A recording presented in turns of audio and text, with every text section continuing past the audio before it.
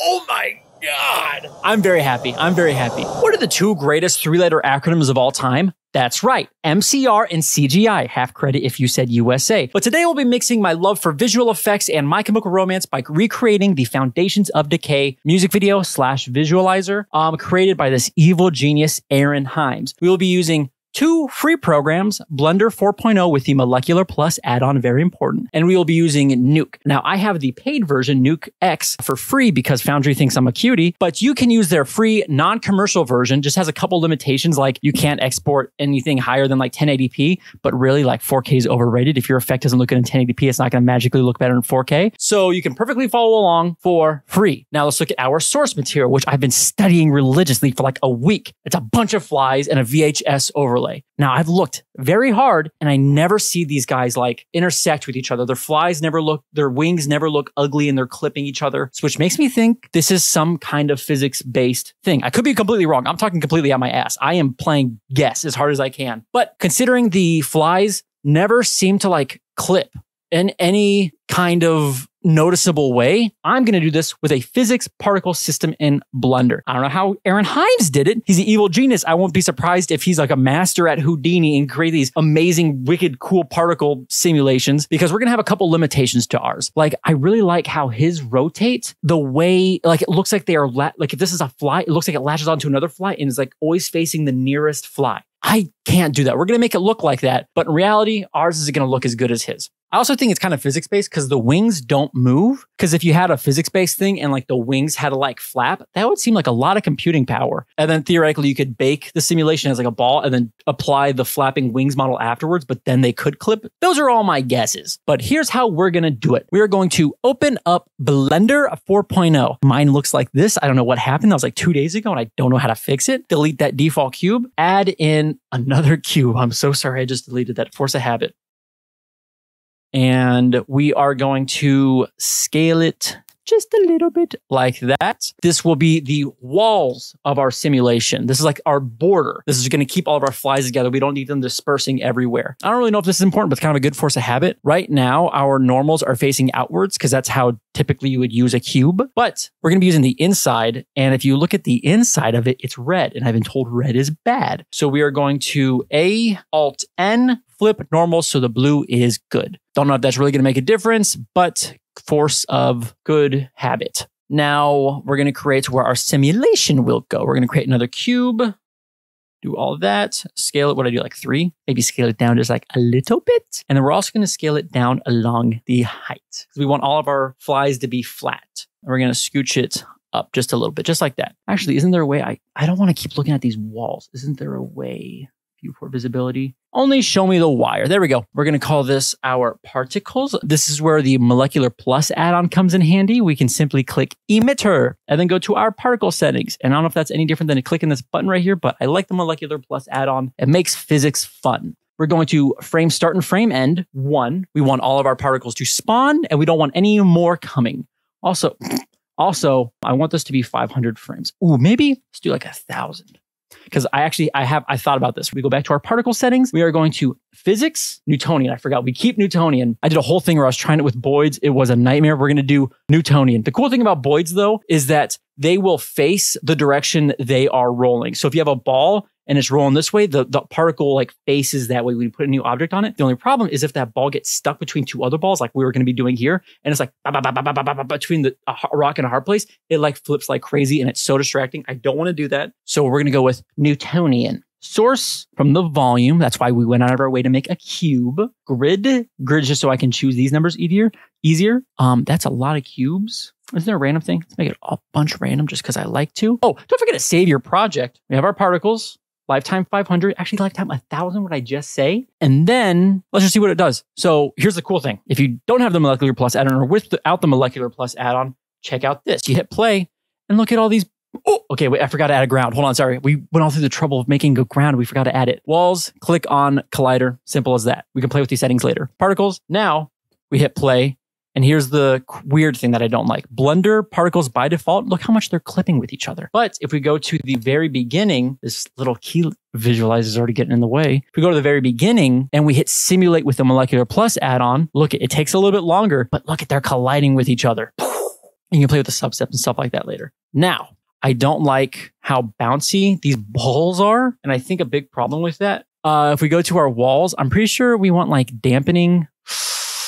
Actually, let's not play with that now. I know we got to change those settings eventually, but our balls,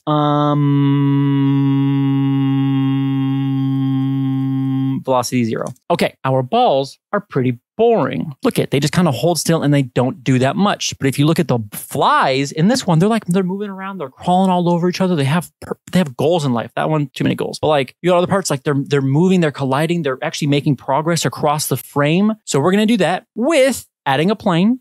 And we're going to call this ocean foreshadowing. And we're going to put the ocean modifier on. Now, I know what you're thinking. If you're like a pro at Blender, you're like, why don't we just add a force field turbulence? Because that's like the same thing as a wave for particles. It moves them the exact same way. But the problem with that is that it's invisible and I'm a visual person and I would like to see the wave I'm working with. Because when you play with turbulence and you like look at the settings, like the size and the strength, I know what they do, but it's really hard for me to visualize. And this is a visual tutorial. So we're going to do ocean. Don't forget to turn on collider like I did like 5 seconds ago. But under our ocean settings, we would like this ocean to be a little tinier. Why is it so big? Wrong one. And then we don't want it to be so dramatic. We also don't want all these ripples. Like, look at all that. I don't need that much. 6 is a nice number. Which one? How do I cut down on these ripples? I think it was this one. Yes, look at that. And then you'll notice that it only moves when we play with the time filter. So we could keyframe this. There's many ways to do art, but I'm going to hit hashtag frame, enter, click again, and then put some math divided by like 100. How slow does that go? I know they're not interacting. Hold on, let's look at the ocean. It's going a little too slow. So maybe like 50. We're going to do 45 and I'm going to stop touching it. Now, I like the way this looks. Let's turn on collider. I already did. Now, as you notice, some of the balls, you can still see some of the border down here of the wall. And look at our ocean. Sometimes it dips below that. So we can just lift up our ocean just a little bit. And now I'm hitting play without molecular, but I just want to show you. Look at, now they don't touch the floor. Look how cool that is. We're kind of seeing how our little art project's got to look. Now, if I actually did this with the molecular plus add-on by clicking on particles and hitting simulate, if it's going slow, that means you did the right thing. Oh, look at that, dude. Look at our little balls. They're moving. We need more balls. To do that, we can go to our particle settings under particles, under our particle object, and we're going to up the resolution to like 50. Resimulate. That's more balls. Are they moving enough? I kind of like that. You got to remember, this is going in a slow speed. When you play with the substeps thing, if you had like 0 substeps, and you wanted like your simulation to last like 50 frames, it would just simulate those 50. But if you add another substep, it's going to actually simulate what looks like 100 frames. It does this thing like the playhead's way ahead of this. It looks kind of funny, but that's how the substep thing works. So it looks like it's broken. And I thought it was broken for a long time, but that's actually how it works. But the way the substeps works is that just like the bigger the number, the longer it's going to take, but the more accurate it will be. Like if you have low substeps, like 2 or 3, sometimes when I was really playing around, they collide like crazy. So the higher the number, the more accurate they will be. I really like how this is looking. It's kind of hard to see without the flies, but we're going to do that last. I like how this is looking, but to be honest, I kind of want the ocean to move a little bit more. I want it to go more up and down. And I think that was this setting right here. So let's do like 0.5. Yo! I like that. Actually might be too much. 0.4, I'm not going to touch it again. Now we go back to our particles, pause, resimulate, and it will re-simulate. I like how it's looking. I don't think I can complain. I actually like how it's looking. Make sure the ocean though, we don't actually want to see it in the render.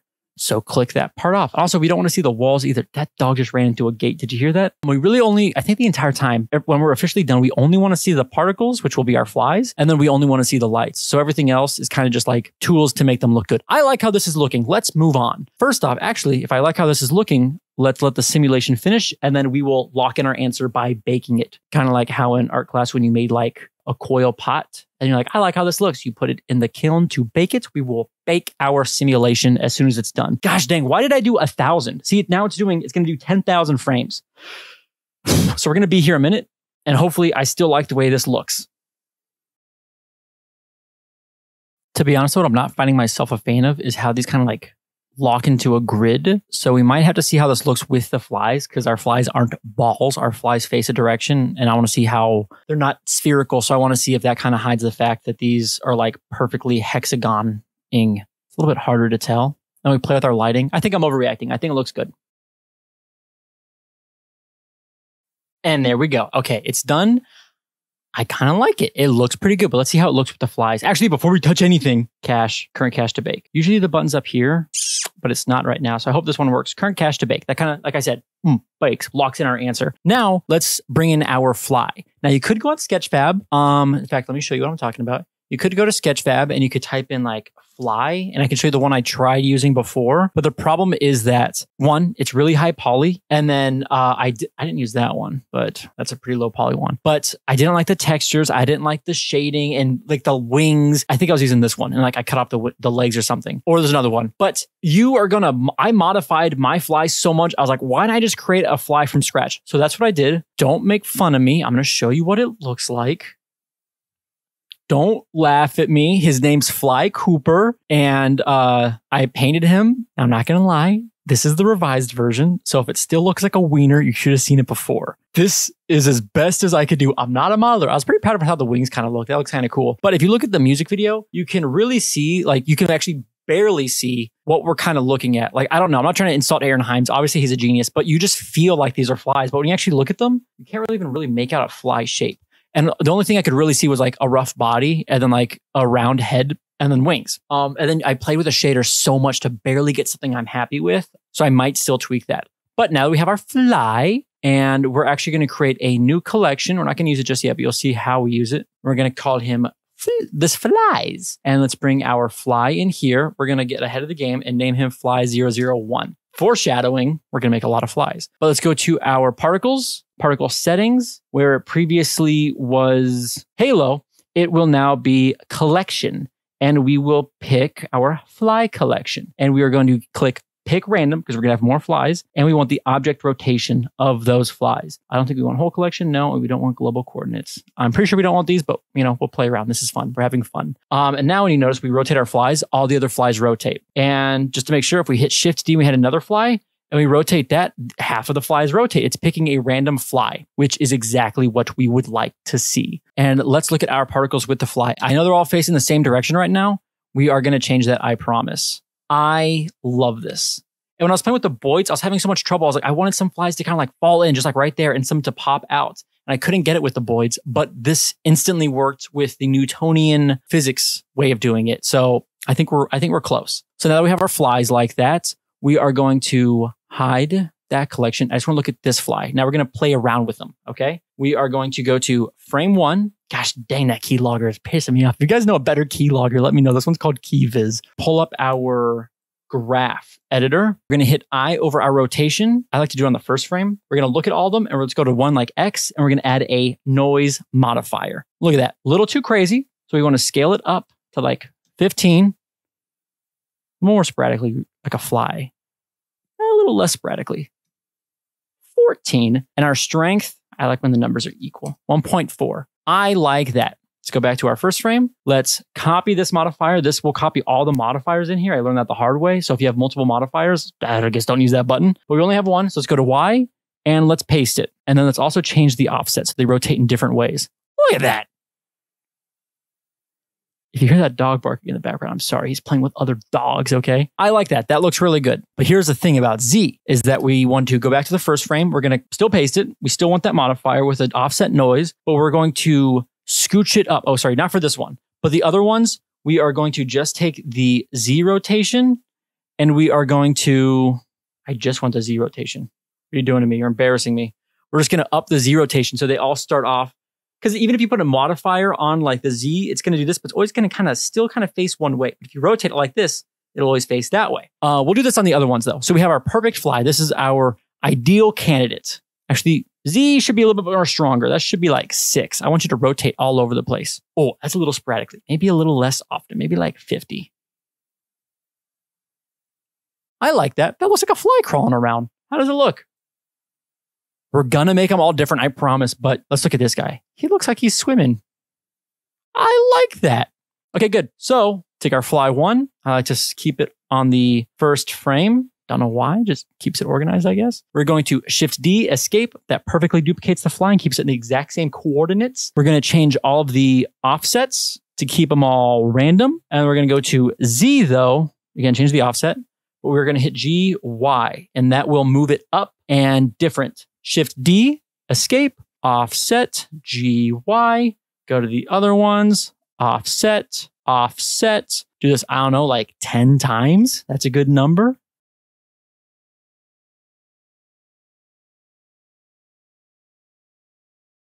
Don't get me wrong, Dell. I'm very appreciative for the free ultra-wide curved monitor you gave me, but this thing going back and forth is snapping my fucking head, dude.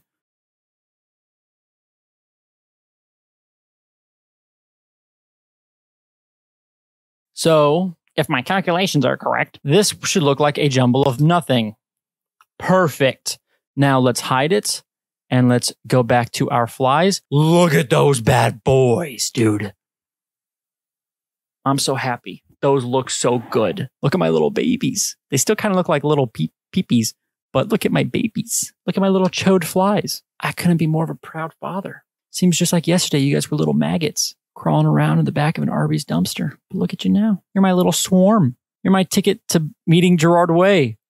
I don't know. All right, let's not pat ourselves on the back too early. And let's, what do we want now? One thing I do know we should do is that for some reason, if you have your particle simulation and if you're drawing from object, like a singular fly, you don't have to do this, but for some reason, if you draw from a collection, you actually have to move all these guys like out of the way because you had to have this render thing on and you don't want them in the middle of your scene. Now, our particles, well, let's not look at our walls or our ocean. How are we looking? Let's add our camera in a minute, but because I keep hitting 0. But in fact, let's add it now.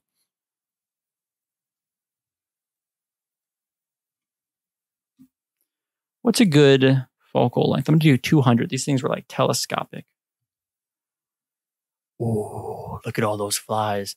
And don't get me wrong, I thought about making to be more optimal, more efficient with like our use of like particle simulation and stuff like that. I was like, we should probably only make this, the cube, more reflect the size of our camera. Because like we have all this wasted stuff over here. But also, these will cast, if we put a light over here, it will cast shadows. And these might come in handy. Maybe now we can add like a kind of thing. I don't know. I like it. I like the cube. So now let's switch to rendered mode. Oops, we're still in Eevee. Gross. Let's go to cycles, GPU. Thank you, Dell Computers, for the Precision 3660 tower with an NVIDIA RTX 6008 generation graphics card. It's beefy. But why can't I see anything right now? Oh, our particle. Okay, shoot, my bad. Go to your particle settings, turn off show emitter on both of them. There we go, my bad. All right, it's dark, but we can make it darker. Go to your world, change this color to black, go back to here. Perfect, ideal. Just gonna, let's add a light. Let's add this little point light for now. Oh, you can kind of see my little maggot babies. Crank up that light. We're getting there. Oh, dude. Foundations of Decay who? We're going to play with the lighting because this is terrible right now. But, you know, it's something. We're going to get more artsy with the lighting. And don't get me wrong, I've been practicing. I have ideas, but I've never put them into practice until right now. What I want to do is I would like, because here's the thing. If we put a light like this, it's going to, the waves are going to go up and around it. You know, sometimes the light will disappear like that. And sometimes when the waves go down, the light will appear. So I had this idea. I remember seeing a while ago that this guy made he like faked buoyancy by putting, let me see if I can recreate it. He would put a plane, a very well subdivided plane. Very well subdivided plane like that. He would put it with a shrink wrap modifier, and he would shrink wrap it to the ocean and vertex group. I think he clicked on this. I don't think it matters. And I know we're going to try to recreate one of these shots. I saw it earlier. It had blue over here and had white down here. I really liked how pretty it looked. Well, we're also kind of creating our own shot. But where is it? It looked like this. I really like this one. So we want the white light to be at the bottom. And what we're going to do is we're going to put the shrink wrap modifier. Let's make it tinier. And dude, we need more subdivisions on that thing. Yeah, not really, but I like it. So now look, it kind of moves with the plane. It's not going to be visible. Don't worry. But it moves. We should still see it. It's not going to be visible, but it moves with the plane. And then I think what we do is we add our light. And like I said, I had time to think about this. I think we're going to use an area light for the white light. And we use a constraint, copy location. Location being this of our, I'm going to call it our buoyant. Buoyant? I don't know. It will copy the location of that. That work? No, it did not. Copy location of our buoyant. I think I remember he did something with this vertex group. What did he do? Oh, that's not good. Gosh dang, that's a lot of things. Maybe give it a vertex group. Give it weight. Do you work now? There we go. I had to turn on the vertex group here, like I said. So undo all those things I was playing with. Look at it. Oh. Okay, I have to have offset on. We're playing around. We're learning. Okay, so look at this. Now, this little light of mine moves with the ocean. Isn't that nifty? All right. But how does it look, though? I don't even actually want to see the ocean or my buoyant. But where are my particles? Oh, shoot. Oh, because you haven't even fallen yet. Okay, cool. So let's play with our wall. This will be our light, our white light. Actually, light.white. And let's have fun. This is the fun part. This is the montage part where I have fun with lighting.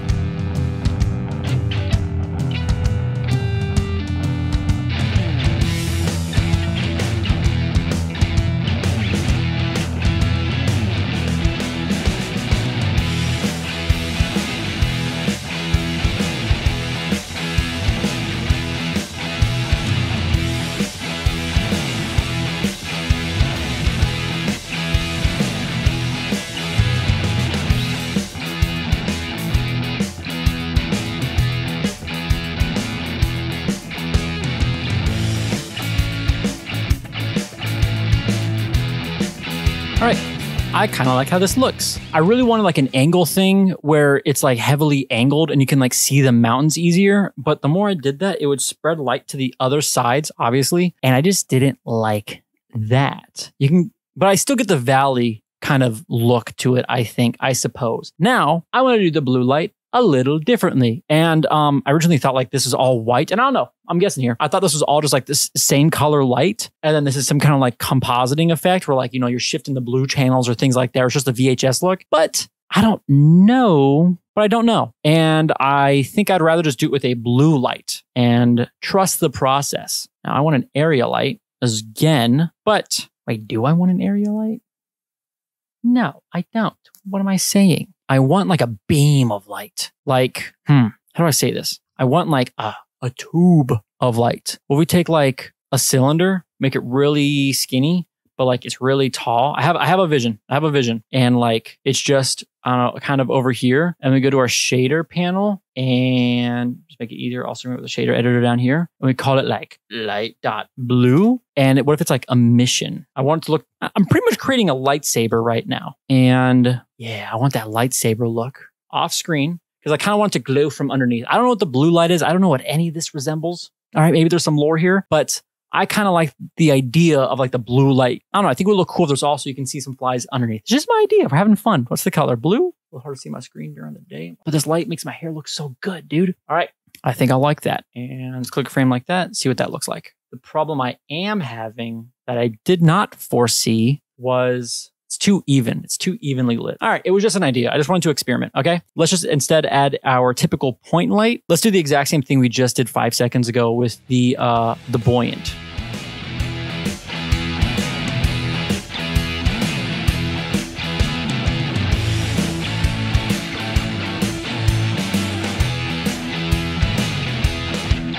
I like that. We're getting there. Oh, I forgot to do something really cool, actually. If we go back to our particles, go to solid view. If we go to our particles, our flies, our babies, and now that we have the simulation baked, what we're actually also going to do is we are going to change the scale. I watched one video and he was doing it with rocks and he actually baked them at a smaller size. And then I think he upscaled them, I'm pretty sure. And like to hide gaps of the rocks not colliding or whatever. We're actually going to do the opposite because we want our flies to have some space, our personal space. So we're going to drop it by a little bit. And now look at, now there's like, it's a little bit even harder to see if any of the flies are even colliding with each other. Maybe that was a little too much. Maybe like 3.8. Yeah. Okay. Now let's see what that looks like. Because sometimes I really want the flies to be distinguishable as flies. I'm not happy with this checker pattern right here. That might be a problem, like I said, with the particles, but we can fix that with better lighting. I like how the blue is looking. And don't get me wrong. I think our compositing is going to really add, it's going to add that nice, our polish is going to look really pretty, but I would like to make this look as good as I can, just in case. You know what I mean? I'm good at compositing. That's my favorite thing, but I'm not the best. I want to give our video the best chance it has. So let's keep playing. This is fun. We're having fun.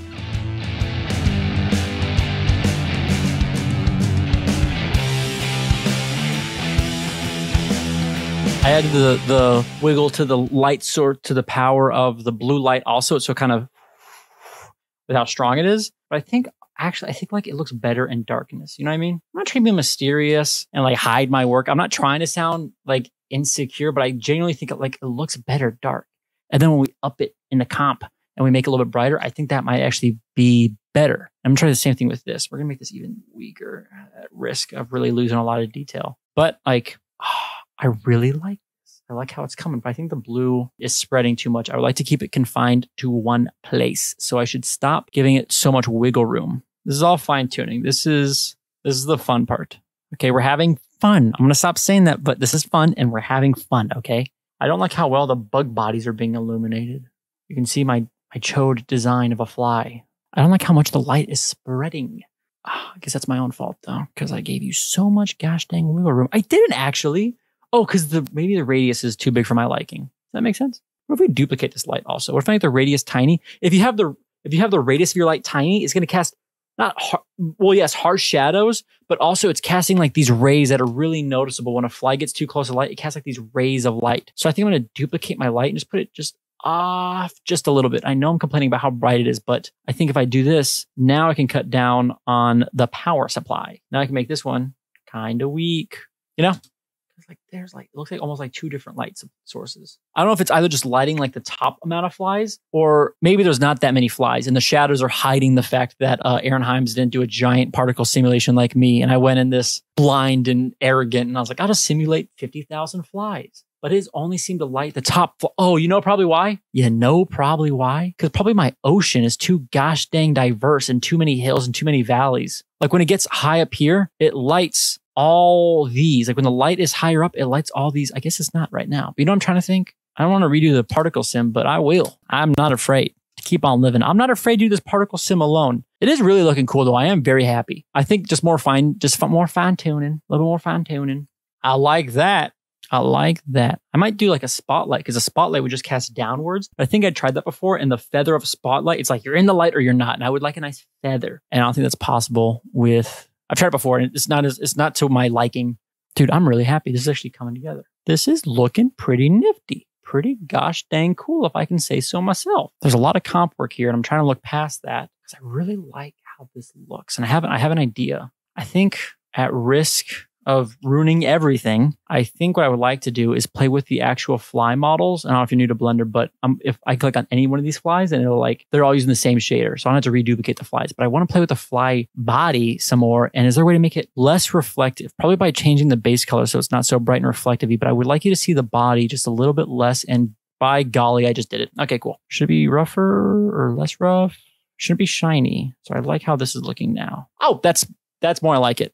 You can kind of, we might have to create more fly duplicates. I'm going to do that real fast because I'm seeing too many of these little wings being evenly lit by the white light that are all kind of like, look at that. There's like a whole row of like facing the same way. I'm going to do that real fast. Shift D, escape, offset, GY, offset. I'm going to do this. I'm going to get 20 flies going. That sounds good. Should have made the wings flap too. Gosh dang it, that'd be cool. If you, however, would like to make your wings move, on the screen now is a tutorial by the genius Ian Hubert, probably saying his name wrong. I've only ever read it, and he did like a moth thing, very similar to this, but just for moths. And he did a really cool way to have like a bunch of moths flap their wings at different wavelengths. I don't know. Pretty cool tutorial. It's up on the screen now. I highly recommend it. All right, now we got 20 flies. Just up the thing just a little bit. Make it a little more random. Boom. How are we looking now? Definitely, it looks more random. I hate that I can still see things like this, but they're going to be rotating differently at the very least. These things just maybe have happened to line up. A lot more flies, I'm noticing. Gosh dang, is that a fly wing clipping? All right, we got to do the thing. We got to make them tinier. We do that by going to particles. I'm going to make this like 0.5. And random frame, we hit render. And I just don't want to see them intersecting. I know in my heart they're probably intersecting, but I just don't want to see it so visually. And I like that I can look among the crowd, and you probably see one, but I actually don't. If I look among the crowd, I don't see any hard intersects. I like how this is looking. Let me play with the light a little bit more. Sorry, more montage.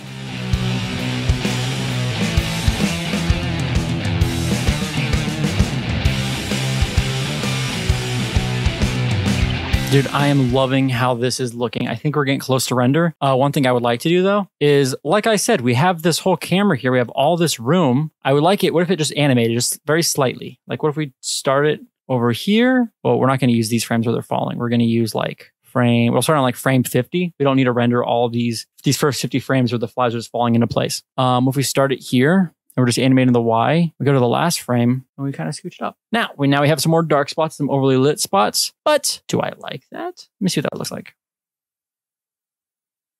Dude, I am so happy with how this is coming out. I like that because, you know, it's kind of, we're showing off how much particle simulation we did. We are going to have to add more lights though, but this is where we can get creative. I'm no longer exactly going for a single shot of the music video. Now I just want to make like, if I could put one shot into the foundations of Decay visualizer, what would mine look like? Camera battery died, but I refuse to use a webcam. Why the hell would I get a 4K webcam, record myself, store up all that information of me just talking in 4K for like 3 hours when I can just use this Canon camcorder from 2002 and it only uses like half a gigabyte. Genius. Anyway, I'm going to add, I think, just some more lights. I don't want to lock in an answer, but I want to add some more lights. I want to scooch this one just a little bit more out of frame.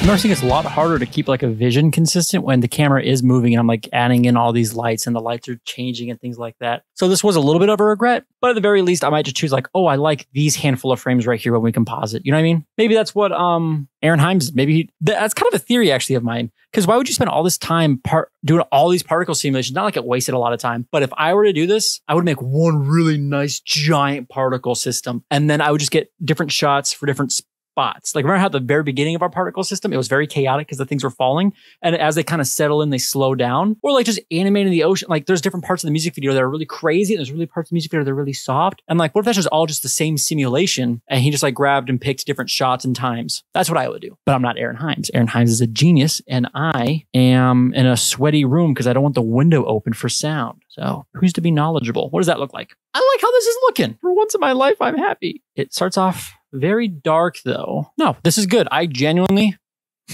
that's what people say when they're trying to lie to themselves. I genuinely like this. This is genuinely good, but I'm very happy. And oh, I kept this light, the white light at the bottom. It follows us. You can kind of see it right here. It follows us. So I always have this part kind of lit because it gets kind of dark in the middle. There's a white light over here and I added a blue light over here that's a little bit stronger if I remember, and it fluctuates more. And you go to like a random frame and you hit F12 and it doesn't look, I hate saying it doesn't look bad. It looks good. I'm happy because I know the composite will also fix a lot of things I'm not happy about, but that's very few. I'm mostly happy. Let me take this one last light blue light. Let me do this one final fix that I've been talking about for a long time because I've been nothing but hovering over the render button. All right, now I think it's time to render. I like this. And if you want to, I keep saying it's time to render, then I don't. One little thing we are going to add, if you have, like I was talking about Ian Hubert earlier, he has his camera, Ian Hubert? Sorry for getting your name wrong. You're a fellow ginger. I'm so sorry. He has this camera shakify thing. And look at the camera's like, wow, like it's moving that crazy. We don't want it to move that crazy. So like what does 0.1 look like? Still pretty crazy, but we can also play with the scale. Actually, I think I want the scale to be like hectic, but this to be like not hectic. Just a little bit of camera movement. That is way still too much. Just like a little bit of camera movement doesn't hurt. Instead of an even pan. And there's no motion blur and there's no depth of field in the music video. Not like, how do I say this? I don't think Aaron Hymes was trying to trick us to be like, this was real flies that we filmed. I think we're well aware at CGI he was going for more of a visual thing that you can see as opposed to realism. But I like this camera shakify, even though it's supposed to imply realism. I like the little extra dimension it brings. It's very subtle, but I like the dimension it brings. If we do like 5, what the hell does that do? That's very jittery. Or is that less jittery? Huh. Well, I like it more. I believe we want it to be extra jittery though. I think making it tinier makes it more jittery, right? I'm gonna do 0.1 like I had before because I liked it. I like the way this is looking and I'm a very happy boy. Now here's the fun part. We're gonna render for actual, but we are not going to go for like high render time. Don't get me wrong. I have a very beefy computer thanks to Dell who gifted me this with like the best graphics card I think there is. But look at like, we're gonna have a lot of VHS distortion on here. So we're not really going for quality. No, we want the quality because we want to destroy it accordingly, but we're not, how do I say this? We don't need a very high sample rate, like perfect, like right there. Like look at how noisy this shot is, like up close things are. So what we're going to do is we're actually going to render it like at like 32 and we're going to turn off the denoise. That way, one, it renders faster. Not that we're in a rush. Look at that, 2 seconds to render. It looks very close. and like you can barely see the noise up close, but that we were going to add the noise anyway. Why would we spend all this time rendering it? Not that this thing would take a long time. It'd probably take 10 seconds per frame, but I'm doing 1,000 frames to render a very high quality image that I'm just going to go into Nuke and destroy. Why not just make the image already at the quality I like? That way I have to destroy anything in Nuke and this renders faster. That is what I'm going to do.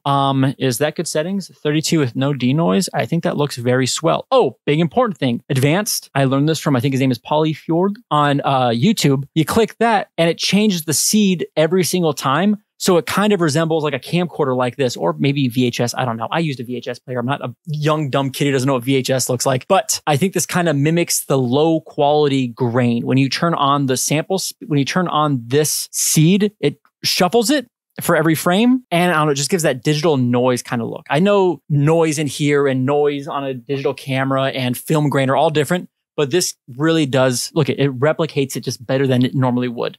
So I think we're ready to render. 24 frames per second. That sounds good. Now, PNG, I know you're supposed to use TIFF. Actually, you're supposed to use OpenEXR multilayer, so you have all these different passes and multi-pass compositing in Nuke. But for what we're doing, we're not going to do that much. Like originally I had an idea for like mist, using a mist layer on here might help. But honestly, we're just going to do a TIFF sequence. Just RGB, no A. And it's as simple as that. And those take up a lot less memory than an OpenEXR multilayer, which you should do for everything but this. Control F12. Look how fast this puppy's going to render. Dude, 3 seconds. And most of that is just setting up the scene. I'm going to walk away, but this is going to render. I'm doing 1,000 frames. I don't remember why, but we have more options to choose from. Maybe if I don't like the ending or the beginning, I can take a chunk out of the middle. All right, this is going to render. I'm going to go get more Diet Coke. I'll be back.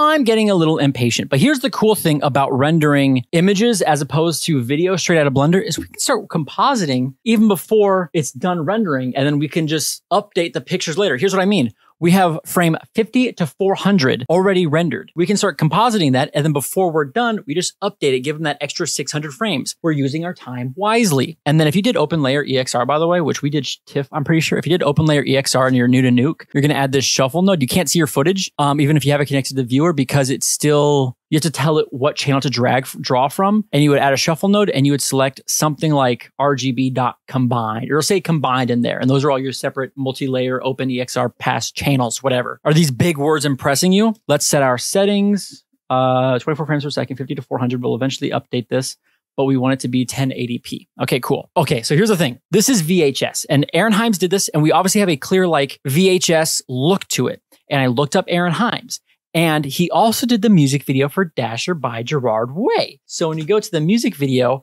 for Dasher by Gerard Way, you will notice another VHS look to it. And you'll see this white line right here, and you'll see some lines glitching out of the bottom. You'll know some obvious chromatic aberration. These lines kind of glitching off. You'll see things like distortion, like you'll see the pixels kind of shoot askew every once in a while. And I was like, how do you get this look? I was like, did he make it all in, does he use Nuke? Does he use After Effects? But I know he uses After Effects because I remember this video in my research. I did more research, but I also remember this video by the great Tom Scott about VHS tapes. And he was talking about how to get the look. And he's like, most people, look at, it's very similar. You have a white line right here, and you have a line glitching out at the bottom. And there's like minor like horizontal distortion, not that, but there's like minor horizontal distortion, the chromatic aberration. It looks very similar. And he's like, oh, if you want a VHS look, a lot of people use this plugin by Red Giant. Red Giant has this plugin for After Effects, like this VHS look. And while I don't use After Effects anymore, I'm not going to buy this plugin from Red Giant because it's a subscription-based thing, and I don't mess with that. But it looks very similar, and I'm led to believe that Aaron Hymes used, let's make sure I'm right? Aaron Hymes? Yes, okay, cool. Aaron Hymes used that plugin. Ain't nothing wrong with plugins, but he just modified it to his desire. Look at that white line. It's in the exact same spot, and there's lines on the bottom. I think he used this filter, but we're not going to use After Effects. We're going to use Nuke. So I came up with my own VHS look. And in fact, not that I'm saying you have to follow me on Instagram because that's cringe, but I posted this on Instagram so I didn't lose it. I made a cool little VHS look, and I could just copy and paste it, but I'd rather walk you through it because that's fun. So this is my VHS look, and we are going to composite it together. Let's have this for reference. It looks like I'm copying somebody, but this is my own work. I swear I took a lot of inspiration. Oh, like I saw this other guy who's talking about VHS things, and he was talking about how they store information. So if this is your full frame, you kind of get the VHS look by, it would store color and luminance differently.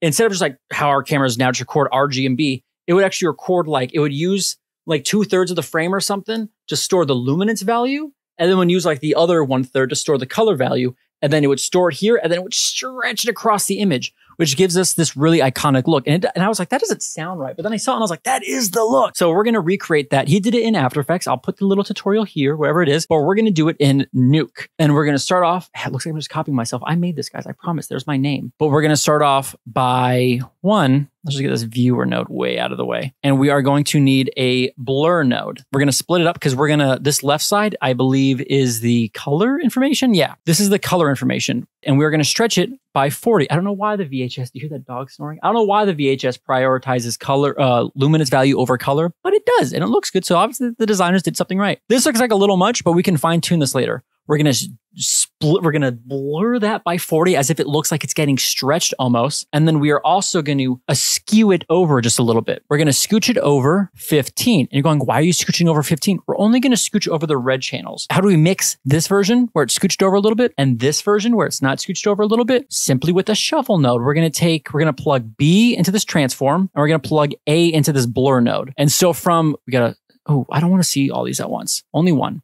So from the A channel of the shuffle node, from this top part, we want A, and we want to see the RGB of both. This in A is from A right here, this blur node, where nothing's been scooched over, and B is taking from this transform node where it's been blurred and scooched over. We only want, what did I say? We only want the red channel. We don't want the red channel to move. So we're going to take the red channel from this, which is A. Okay, correct? Yes. But we want the green and blue channel from this transform node. So we're going to plug in the green and we're going to plug in the blue. And we're going to hit 1 to see this. And look at that. The red channel slightly to the left, the red channel held still, and the green and blue got scooched over to the right. And I know you're seeing this little glitch over here. We're going to hide that a little bit. The exact way you're expecting. We're going to zoom in a little bit. Now we're going to do the exact same thing, but with the luminance. So what does that look like? It's the exact same thing, except we're going to tone it down a little bit. It's going to be 10. And then we're not going to scooch over the luminance. Luminance can hold still. I just wanted that chromatic aberration look. And then we should mix these together. But we want just the luminance from this side, and we want just the colors from this side. So we're actually going to convert all these to a color space that is called like YCB. Let me click on it. We're changing it from linear, which it is now, to YCBCR. Instead of having the red, green, it looks funny. Look at this. Instead of having like 3 channels of red, green, and blue, now we're storing the information differently. We're storing the luminance, and then these two hold the color. Red and blue and green is somewhere in there. I don't get it. So instead of RGB, we have luminance, color, color. So we're going to convert both of these to this new color space. And then we're going to use that shuffle node again. I'm guessing a little bit ahead to convert it back. We're going to put B into this one and A into this one. Let's keep it organized, Curtis. Let's keep it organized. We want the luminance from this one. So if I'm getting this right, let's set this up. We want the luminance from the B channel right here. And luminance is stored on the red channel now. It's getting a little confusing, but I trust you and I have faith in you and hope I'm doing it right too. We have the B channel taking from the red, which is actually our luminance. And then we have this channel, the A channel is taking everything else the color, but it's still in this funky format. So we actually have to convert it back by taking it from YCBR to linear, and look at that. Now we have color again, but it is definitely way too strong. So maybe 40 should actually be like 15. Why are you so red? Oh, because I scooched you over by like 15. So 5. Yeah, I like that. I like that a lot. Maybe even 2. We don't need that much chromatic aberration. No, I like chromatic aberration. And then you should just be like 3. I don't know. It's a very soft VHS look.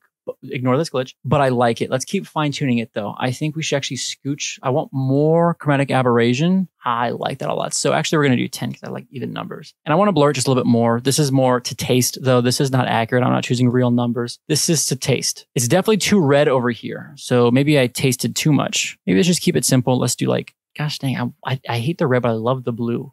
I like that. 6. Dude, that is looking nice, dude. So now we have the chromatic aberration kind of look to it. And we're going to come back to this part I skipped. This is what I like about Nuke as opposed to After Effects. If I was looking at After Effects file, I see all these layers with mismatched names. I'm like, what the hell am I looking at? And I have to click through all of them to see what the effects are. This is very visual. What is this? We're going to take our VHS filter. Now, here's the thing. We need a little bit of VHS look. And I used to just screen record the VHS look on my phone, but I really want this to look a bit nicer. So I'm going to tell you something that's kind of messed up, but don't tell anybody. It's not too messed up. Here's the thing. I want a VHS overlay free download, and I know that'll get you a virus, but you can go to this website, Cinepacks, and they give you 3 nice VHS looks for completely free. Kind of free. They want your email, and I don't like to give out my email. So if you go to 10-minute mail, I'm so sorry if you're watching Cinepacks, get one of these 10-minute mail things. It'll give you an email, sign up with this. It'll send you all the things you need in here. You'll get it for free and you won't sell your information. I'm so sorry, Cinepacks. It's a little messed up of me, but we're being real here. All right. So let's bring that in by adding a read node and then going to don't look at my files. I want to use VHS, the third one. I renamed them, but we're going to use the third one. Look at that. It's a cool little VHS look. Let's do this little part first because this is easier to explain. Right now, it's still just like black. It doesn't have an alpha channel. So we are going to add a keyer node and just don't touch it. Oh, shit. And we're just not going to touch it. And now if you look at it, this white stuff is the alpha. So, and it has an alpha channel. Now we're going to merge these. We're going to take our main footage that we've been working so hard on, and we're going to put this over it. And now, look how cool it looks. Why doesn't it work? Why aren't you looking cool? Do I got to... Oh, I had A selected. I'm so dumb. Sorry. So if you ever want to see the alpha channel or like just the R's, the G's, or the B's of a channel, you can click between R, G, B, and A, and it'll show up right here. I just had the alpha channel on, so I was only looking at the alpha, and I was so confused. So my bad. A little embarrassing. Don't tell anybody. So now we have our VHS overlay. And then we can also, I think I even did it over here. I don't remember. But we can transform it, just scooch it up and down just a little bit. I'm going to keep it where it is. I like the lines where they are. That looks so freaking cool. Obviously, we're still going, but you know, it's not bad to pat yourself on the back every once in a while. I really like how things look. I love how this is coming along. Okay, so now you know how to merge nodes together. You know how to key and turn this to an alpha layer and such as. But this is actually going to be one of our last steps, that little VHS overlay. But what we do want is we do want another keyer on top of this node. Now we need to see the alpha channel. So hit A and look at now we're only viewing the alpha channel of this video, which I got from just saying what's black is see-through, is transparent. So what we're seeing here is the alpha channel. And you can see every once in a while, there's a little pop of color right here. And I like that. But what we're going to do is we're going to make it a little bit bigger. What we're taking right now, we're taking the information of that VHS tape where like there's just random lines. We're kind of use that in our own separate way. We're going to take those random lines and we're going to make them a little bit thicker. And we're going to kind of tell our video like, hey, wherever these white lines appear, scooch the video over a little bit. Get that like that VHS look kind of going. And we're going to do that by adding an erode node, just to make this white line just a little bit bigger, just a little bit thicker, just like that. So it's a little bit more noticeable. Not important, but I like it. So we take that and then I guess I put a little blur on it. I guess just to make it a little bit smoother. I guess we can do that. Just a little bit. Actually, I don't even know if I like that. I kind of like it without that. It looks more strong. It looks sturdy. And I added a grade node, I guess. I'm kind of just looking over my old work and I'm guessing I just played with like the lift or contrast or something of the alpha channel. And then just make that white more white. Maybe make the black stronger and the white more white like that. So it's more direct. And then we're going to use a copy node. The cool thing I like about Nuke and just visual effects in general is that there's so many ways to do different things. So with this copy node, we are going to, actually I got a little too ahead of myself. Let's do a transform node first. Just keep it in order. We're going to take this transform node and we're going to transform our footage, our lovely, lovely footage. Exit A so we can see our footage. And how much did I scooch it over? I can scooch it over as much as I want. Right now we're dictating how much of the video is going to scooch over when these white lines appear over it. So I'm just going to go like -20. That could look cool. And then we're going to use, like I said earlier and got too excited and told you about too early, the copy node. We're going to take the alpha information of this, and then we are going to mix it with the color information of this. And it's already set to do just that. But we also need to pre-multiply it, which is kind of like, pre-multiplying is kind of hard to explain. I'm probably going to explain it wrong, but here's the best of my knowledge. If we view it, look it. This is perfect. If we view it, we can see this is all the color information we have. We're viewing the exact same node. This is all the color information we have, but this is the alpha channel. In After Effects, it does it automatically for you. It says you can only see what's on the alpha channel. You can only see the RGBs if they have an alpha value of like over 0. So we actually need to tell Nuke to do that because it comes in handy. It's better to have this control than not have it. And all you do is just add a pre-molt node and look at now the alpha channel. You can barely see it. If there was color here, you'd see it. But now the alpha channel reflects what we're actually seeing. And then we're simply just going to merge that back over our footage by putting an A here and the B back to here. And we hit 1. And let me just click here, go to the alpha channel. Oh, so right here. Right here is where our effect will be seen. Let's view here. And oh shoot, that's a really hard spot to see. So let me just do something real fast. Let me make it easier to see what's going on. Yeah, okay. So I made it super bright in here, which looks really gross. And then now if we look at our effect and we play with the transform node, now you can see what it's doing. Oh, I was playing the wrong thing.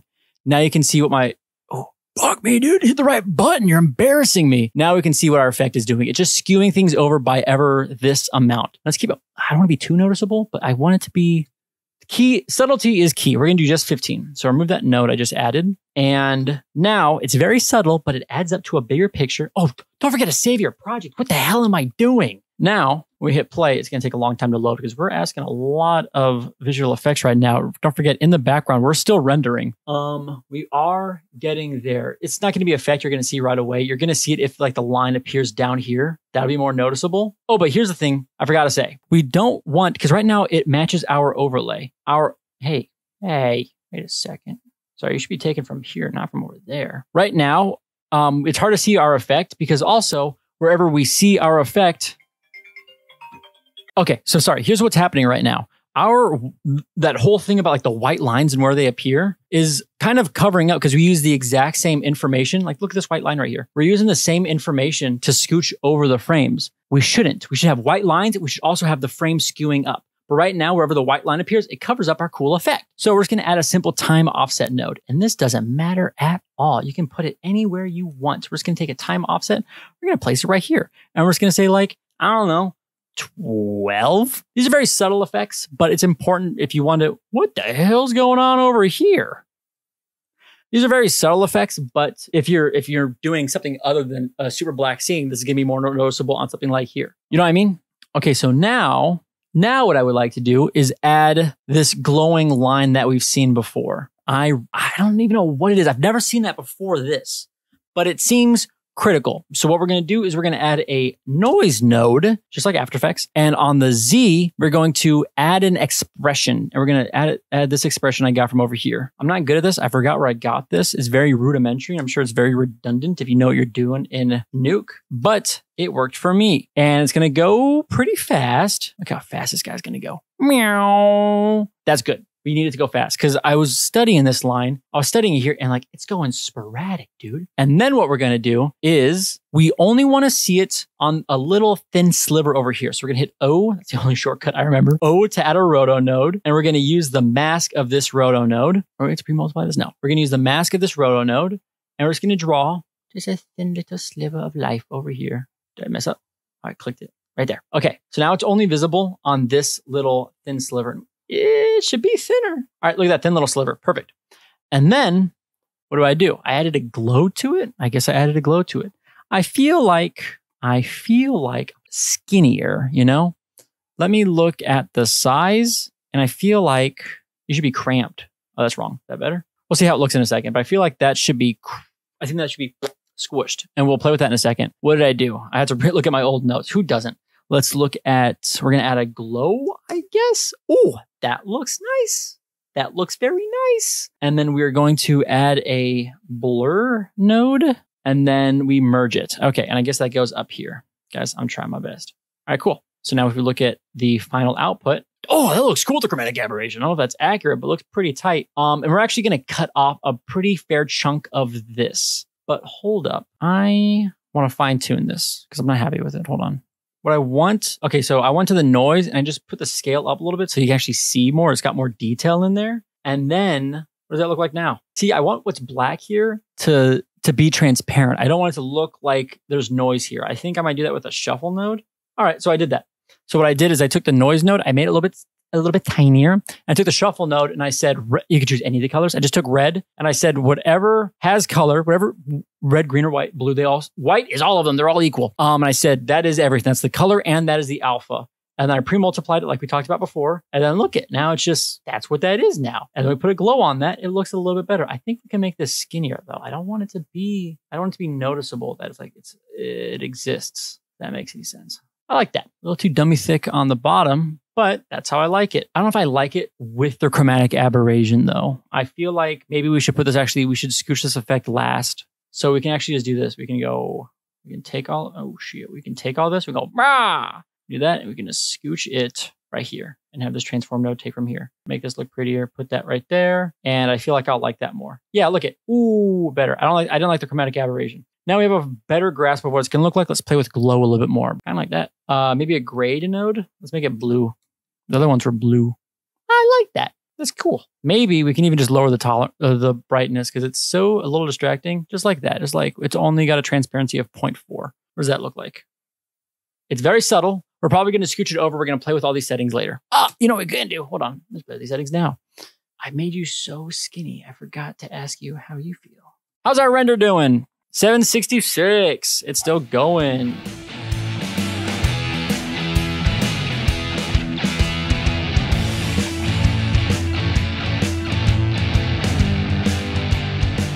I like doing visual effects.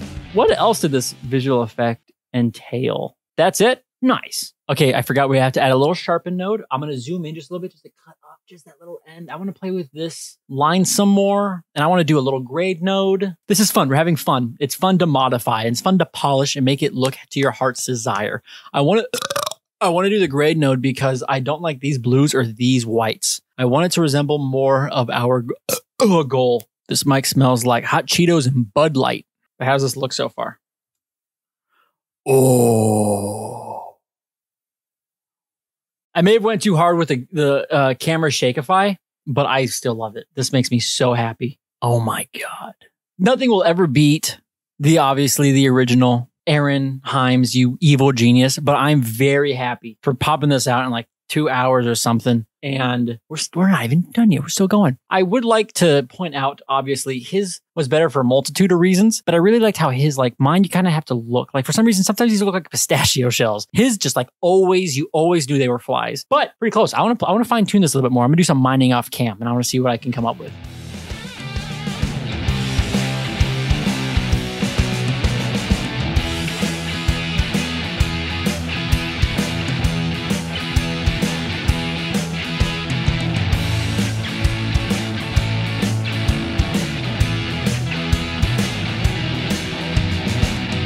Okay, so I got it to a thing I like, but the only problem is when I play with like, I did a couple of changes. I did this, if that matters, to this little light bar over here. I made it more off camera, then just kind of blurred it more. I did the glow and blur more horizontal outwards. But the thing I'm really not happy with is I was playing with this hue correct and grade because I was like, oh, I use the hue correct to change the color of the blues and make the blues more brighter. But then I use this grade node and I'm trying to like, in the video, it looks like the blue is like the brightest part. But mine, the white is brighter. So I try to fix that, but I don't know.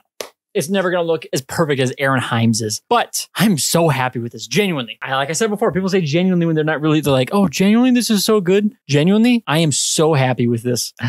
I'm so happy with this. I'm so happy with this. Oh, I also added like some glow. I added that sharpen like I was talking about. I zoomed it up to scale it in. I added the sharpen right here. And then I just added a little glow. What is it? No tolerance. It's just kind of on everything. Just a little bit of like kind of like an exposure thing, like maybe whatever mythical camera's recording this kind of got blown out a little bit. But here's the cool thing. Now we can hit K to pause and we can go up here and we can be like, oh, where are you getting the footage from? You mean this footage that's almost done? And it goes, oh shit. Let's go to our settings though, because we know we're going to eventually do, there we go. We know we're eventually going to do 1,000 frames. So, but look at now we have much more room to play with. We have to up to 900. Oh my God. And also I played with I'm very happy. I played with the grade node on this. I dropped the gain. This is me kind of like trying to worsen the quality. I'm dropping the gain to the best of my knowledge is like actual making it darker. And then I'm artificially pumping up the contrast. This is me trying to up the contrast. I'm not limited by the technology of my time, but I'm definitely limited by the knowledge of my time. There are some bigger glitches coming. So what that makes me want to do is with this time frame, I just want to set it off by 5. So if you see a white thing go across the frame or it glitches out, you're not waiting too long before the actual video glitches out. Probably not accurate to how an actual VHS thing works. Oh, look at that, dude. Oh my God. I'm very happy. I'm very happy. If it's your first time to Nuke, let's export this bad boy. We go to the last possible thing. We're going to put a write node. We're going to put it where we want it. Don't look at my files. And we are going to call it swarm.mov. It'll automatically set up that Apple ProRes for us. I spit when I talk and everything looks good. We're going to hit render 50 to, oh, let's get those. Oh, wait, are we done rendering? Our Blender render's done. Okay, let's get those last frames in here actually. Double click on our original read file. Just click on this again. We have all of our frames, all of our beautiful frames. Then we're going to go to our write node and then we are going to hit render and it now has 1,000 and just hit OK. Thank you so much for watching and coming on this adventure with me. We took my 2 favorite things, visual effects and My Chemical Romance, and we married them together. I could not be happier with how this came out. However, Aaron Hymes, if you're there, let me know. What program did you use? Was it Houdini? Was it Blender? Was it Little Big Planet 2? I need to know. I'm still happy with this, but I would love to hear more information on how you did it. I also love your work. I haven't made a video like this in a long time. I usually make TikToks. If you didn't know that, I usually make little tutorials, but this was the first long form video I've done in a long time and I really enjoyed it. I like just seeing a cool effect and seeing if I can recreate it. So subscribe if you want more of that, or if you just like My Chemical Romance, I could talk about Ray Toro all day. Thank you so much for watching. I love you.